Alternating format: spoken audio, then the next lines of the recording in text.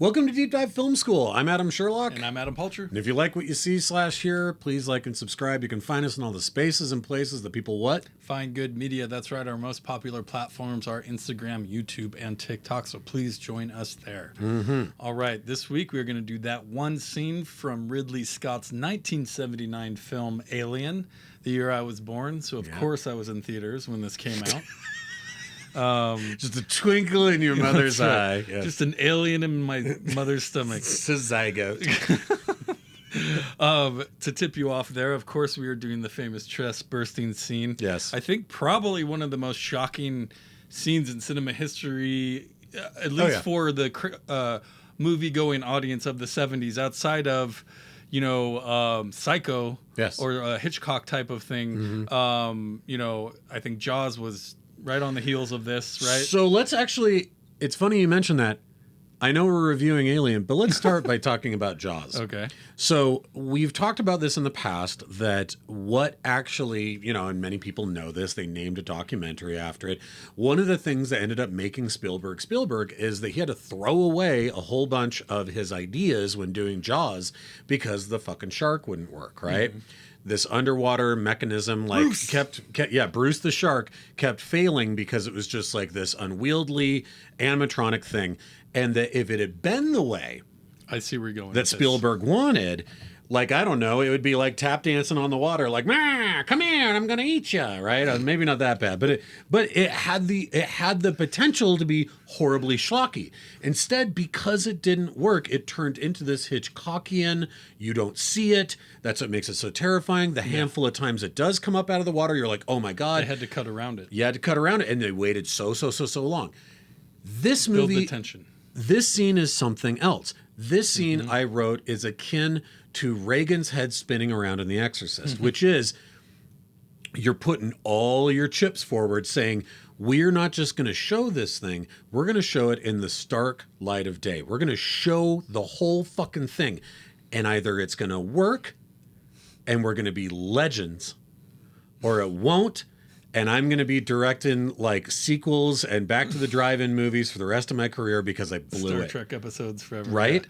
And it worked with Friedkin in The Exorcist, and it worked here. But man, talk about a gamble, right? Because we're the rest of this about Ridley Scott here. Yeah, he knows how to build the world. But this is so early in his career. This is his first. It's his first movie, right? Well, it's his second movie. His first movie. I'm forgetting the name. Real hit though. Yeah. And then went on to do Blade Runner, Legend. Yeah, of course. A million other things, Gladiator, all that stuff. But where the rest of the movie, Prometheus, rest of this movie is all super stylized, and most of it is shot pretty dark. Yes, I mean, this scene is in like these kind of lights. It is like they're in a cafeteria. They're in a kitchen. Yeah, that's all white. So yeah, a lot of stuff going on there. Yeah, no, I hadn't really thought of the Jaws connection here because it is a different way, and you do see a lot more here until it gets bigger, and then it becomes more of a. Then Bruce it's in the figure. shadows. Yeah. Then it is Jaws. You're totally right. You're only getting glimpses of it. Yeah, especially in the later movies, for sure they leaned into that. This movie should be a template for how every sci-fi movie should look, right? Like, yes, just beautiful. You get the emptiness of space. You get all of this stuff. Oh, you get space truckers, right? These are blue collar guys. Yeah, I mean, it's Wars. not Star Wars or Star Trek. Yeah, it's truckers. It's they got to get the shipment back over here, right? And then they get the distress call, but they're not.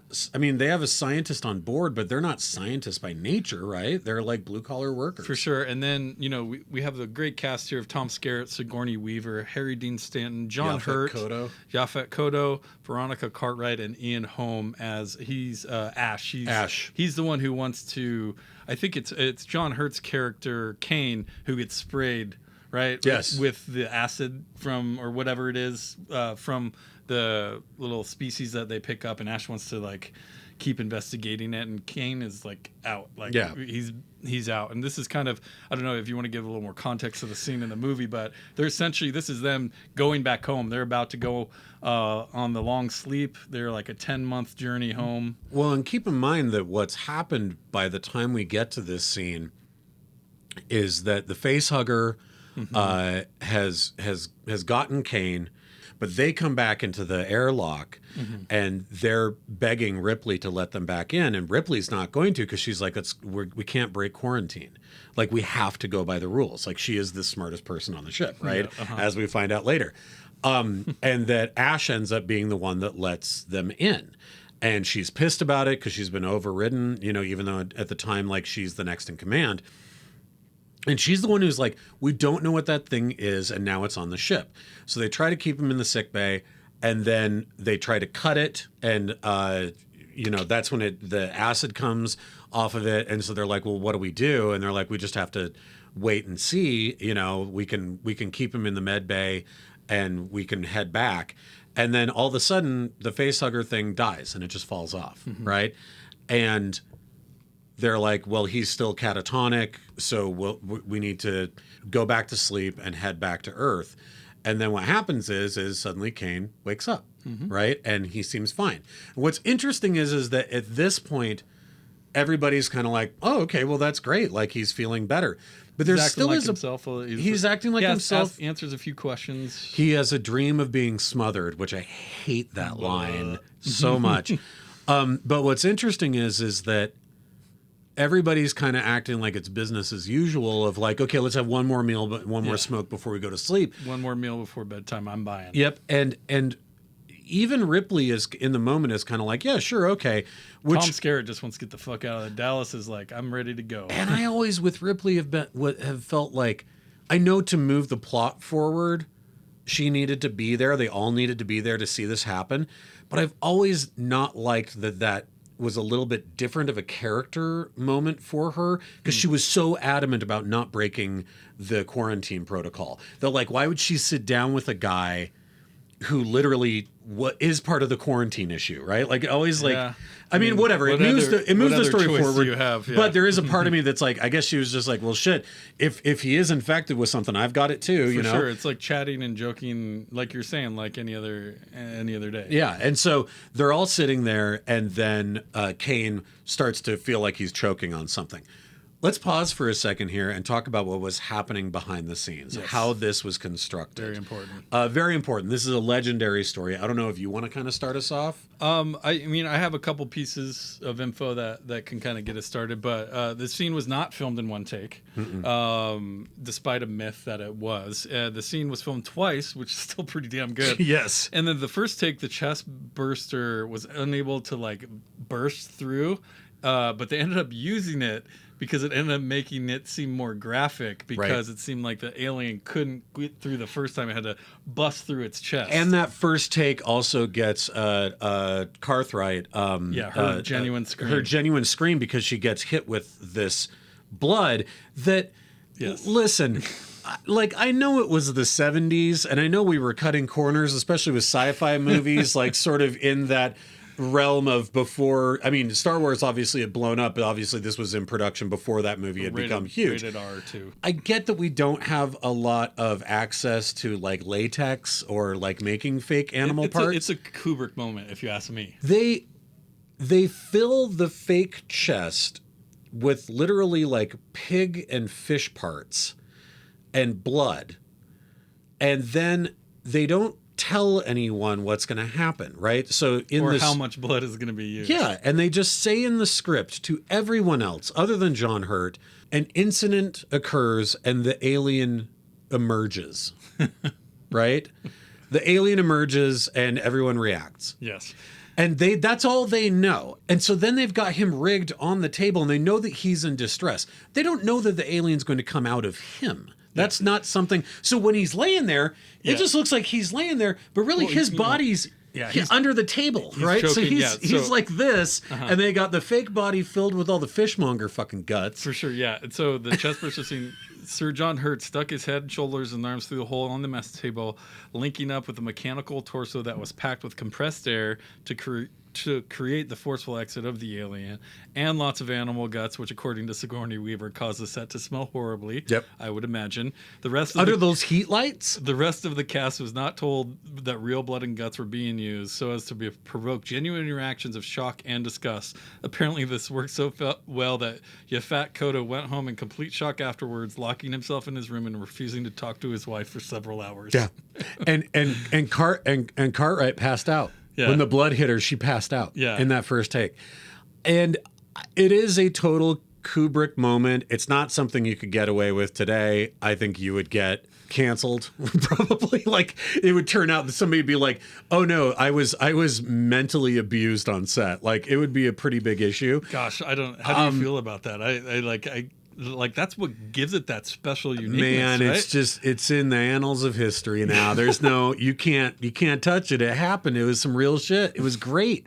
The reaction's amazing. I remember first reading about that. Love it or hate it, I hope someone does it again. If you remember back in the 80s elementary schools, they had those, they were called Monsters books, and they had like black and orange covers, and they were all black and white.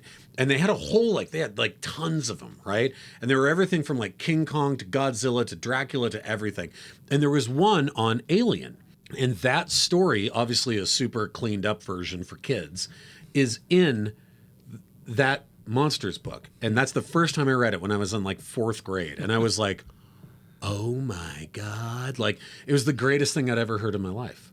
Everyone's reactions here are crazy. Oh, right? yeah. If you're really paying attention and know that behind the scenes stuff that you're just talking about. Yes. Not only Cartwright, like, get a surgical knife to defend himself. Yeah. And of course, Harry Dean Stanton, cool as a cucumber, doesn't even go, oh, or anything. He just stand there like, what's going on? Yeah. How stoned am I? What the fuck? What the fuck is this? Well, and what's interesting is that in that moment when he grabs the knife, Ash, who later we learn has super duplicitous That's right. Don't touch motivations. Oh, don't touch it. Right? And you're like, in that moment, he could have stabbed it in the head. Sure, it would have spread acid everywhere, but then the movie would have been over. That's true. They all would have just gone back to Earth and been like, Well, I guess he's dead. that chapter's over, right? But instead, Ash is like, ooh, no, don't touch it. And then later we find out that not only is he a replicant, that he knew exactly what was happening when they went to that settlement, that he knew exactly what was going on. He knew the sequels were in He knew the sequels were going to happen. What does he say as that great line where he's like, I admire its efficiency and its brutality? I admire that Scott stays on the alien long enough for it to just kind of go and just like look around a few times. He doesn't cut away. He lets it kind of linger and just check everyone out. And that whole sequence, again, with the rest of the movie feeling smoky, obviously later the beautiful Harry D. Stanton death scene where he's under the water with the chains. The rest of the movie is so beautifully stylized in shadow and light. So good. And then this sequence in the middle is white, stark, fluorescent, and almost shot verite style. I mean, the camera's like moving over people's shoulders in this way that the rest of the movie doesn't at all. It has to be an all-white room with that much blood. It's gotta be. You know that's what he's thinking. But again, like I said in the beginning, the ballsiness to be like, either people are going to buy it and it's going to be scary, or it's going to be the Spaceballs version where it does the "Hello, my baby." Well, yeah, hello, you said tap dance earlier, and I almost called I know. That's why I said it. And, oh my God, what a great homage! And the fact they got John Hurt back, the fact that Mel Brooks got John Hurt back for that gag in Spaceballs. But I think that it's a really good point, which is the aliens and those two are almost identical. Just one's covered in like KY jelly and fish guts, and the other one has a little top hat. But otherwise, you're like, it could be hilarious if you read it wrong. If in the moment you're like, oh, it wasn't scary, it sucked. But for whatever reason, man, they did a Hail Mary and it worked. Highly effective. Oh, and you talk about balls. This guy is brothers with Tony Scott, who found out he had cancer and said, fuck it, I'm jumping off this bridge. Man, I respect that so much. He ended his life like a Tony Scott movie. Guitar solo. R.I.P. Tony Scott. Love that guy. But what a classic fucking scene. And just one of our master filmmakers of Ridley Scott. And no matter how you feel about Prometheus. Yeah. I'm one of those. Yeah. Same. But Doesn't take away from his good movies. No, amazing movie. And he did go on to do good stuff, just not good alien stuff. Now, well, Although Prometheus looks amazing. I read something really interesting the other day that was like the tonal shifts after he let go of the reins of the Alien franchise were so dramatic that by the time that he came back to Prometheus, and I'm totally quoting a Reddit thread, the person was like, he didn't even know what he was coming back to. Well, because it tonally had shifted so many times. Think of what's in between there: Black Hawk Down, Matchstick Men, Gladiator, American Gangster. And on the other end of it, you had everybody from James Cameron to David Fincher to Jean-Pierre Jeunet, right? Like that took that franchise in so many different directions. By the time he came back for Prometheus, he's like, all right, here we go, guys. And it's like, right back where we started. Right back where we started. No. Not quite, but mad respect and mad balls on that guy for sure. Amazing sequence. Awesome scene, awesome movie, sci-fi classic of the 70s for sure. Very much. Next week, I don't know if we've decided what our next festival is, so we're going to decide that and get back to you. But please join us, like and subscribe. Stay tuned. All the spaces and places. We are on YouTube, Instagram, and TikTok if you want to join us there. We'll have a new festival next week, and we always have that one scenes. Go look at our back catalog on podcast or YouTube. Yep. Thanks, everyone. Bye, you guys.